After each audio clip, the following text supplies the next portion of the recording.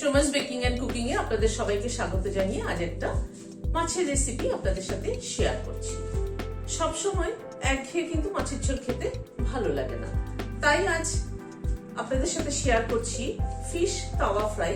ঘরোয়া পদ্ধতিতে ফিশ তাওয়া ফ্রাই দেখুন কি করে বানালাম। এখানে 4 পিস রুই মাছ নিয়েছি। মাছটা প্রথমে একটু নুন, এই হাফ চামচ মতো নুন দিলাম, সামান্য পরিমাণ একটু হলুদ দিলাম, হাফ টিস্পুনও কম গোলমরিচের গুঁড়ো দিলাম। এখানে 8-10 কোয়া রসুন আর 2টো কাঁচা লঙ্কা পেস্ট করে নিয়েছি। এখান থেকে অল্প একটু এই মাছটার মধ্যে ম্যারিনেশনে দিয়ে দিচ্ছি। 1/4 টিস্পুন মতো দিলাম, আর বাদ বাকিটা মশলা কষানোর সময় দেব। আর একটা পাতিলেবুর অর্ধেকটা নিয়েছি, সেই রসটা দিয়ে দিচ্ছি।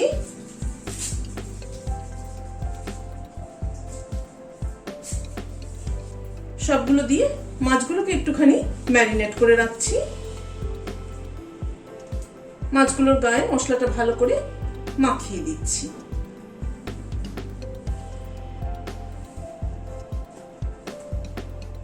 মাছটা খুব ভালো মাছ ছিল, খুব ফ্রেশ একদম। মাছটা ম্যারিনেট করে মিনিট 10 মতো একটু রেখে দেব। গ্যাসে একটা প্যান বসিয়েছি, সরষের তেল দিচ্ছি। তেলটা গরম হয়ে গেছে। এখানে 2টো বড় সাইজের পেঁয়াজ কুচি করে নিয়েছি, সেটা দিয়ে দিলাম। পেঁয়াজটা কিন্তু খুব মিহি কুচি হলে ভালো হয়।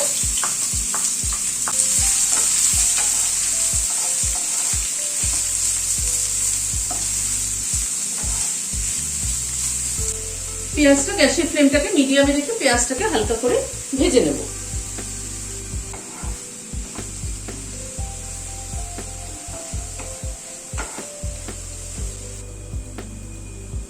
গ্যাসের ফ্লেমটাকে মিডিয়ামে রেখে 2-3 মিনিট সময় ধরে পেঁয়াজটাকে ভেজে নিলাম। পেঁয়াজটা কিন্তু খুব হালকা ভাজলাম, জাস্ট পেঁয়াজের রংটা চেঞ্জ হয়েছে। এই রসুন আর কাঁচা লঙ্কা যেটা বেটে রেখেছিলাম সেটা দিয়ে দিচ্ছি। এবার রসুন আর কাঁচা লঙ্কাটা পেঁয়াজের সাথে ভেজে নেব।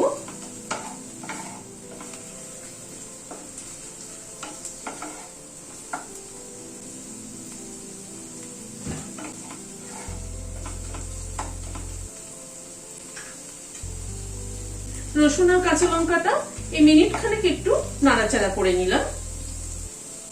হাফ টিস্পুন আদা বাটা দিয়ে দিচ্ছি।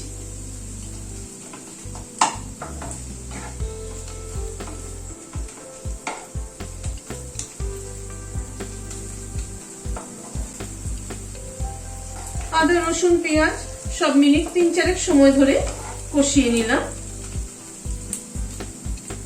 এবার কিছু গুঁড়ো মশলা অ্যাড করছি।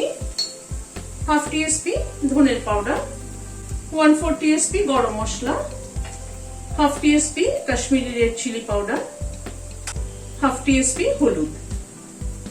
সব গুঁড়ো মশলাগুলো দিয়ে পেঁয়াজ আদা রসুনের সাথে আবার একটুখানি নাড়াচাড়া করে নেব।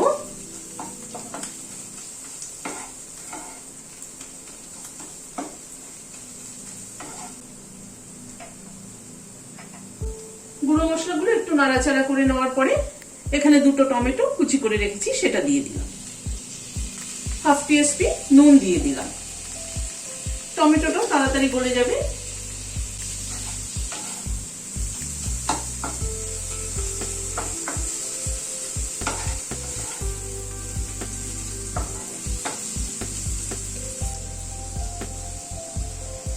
একটু ঢাকা দিয়ে দিচ্ছি যাতে টমেটোটা তাড়াতাড়ি গলে যায়।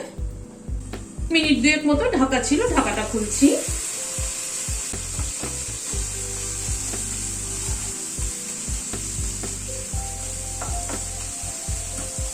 টমেটোটা একটু ভেঙে ভেঙে দিচ্ছি। নুন দিয়ে ঢেকে দেওয়াতে টমেটোটা কিন্তু তাড়াতাড়ি গলে গেছে। এবার মশলাটাকে একটুখানি সাইডে সরিয়ে নিচ্ছি। মাছগুলো অ্যাড করে দিচ্ছি।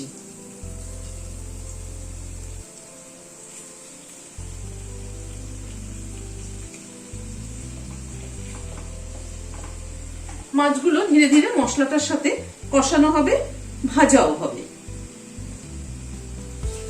গ্যাসের ফ্লেমটাকে মিডিয়ামে রেখেছি। প্রায় 3-4 মিনিট পরে মাছগুলোকে একটুখানি উল্টে দিচ্ছি।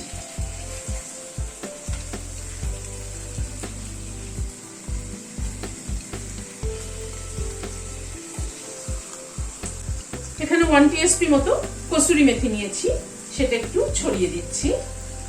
এই মশলাটার সাথে কসুরি মেথিটাও কষানো হবে, তাহলে ফ্লেভারটা দারুণ ভালো হবে।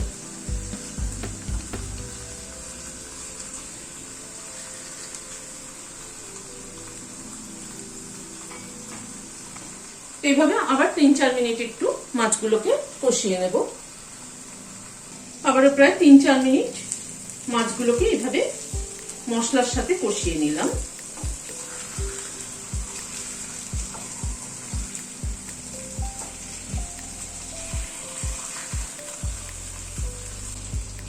আরো প্রায় 2-3 মিনিট একটু মাছগুলো মশলার সাথে নাড়াচাড়া করে নিলাম। খানিকটা ধনেপাতা কুচি ছড়িয়ে দিচ্ছি। অর্ধেকটা পাতিলেবুর রস দিয়ে দিচ্ছি। পুরো রান্নাটাই কিন্তু গ্যাসের ফ্লেমটাকে মিডিয়ামে রেখে ধীরে ধীরে করতে হবে। আর 2টো কাঁচা লঙ্কা মাথাটা চিড়ে দিয়ে দিচ্ছি।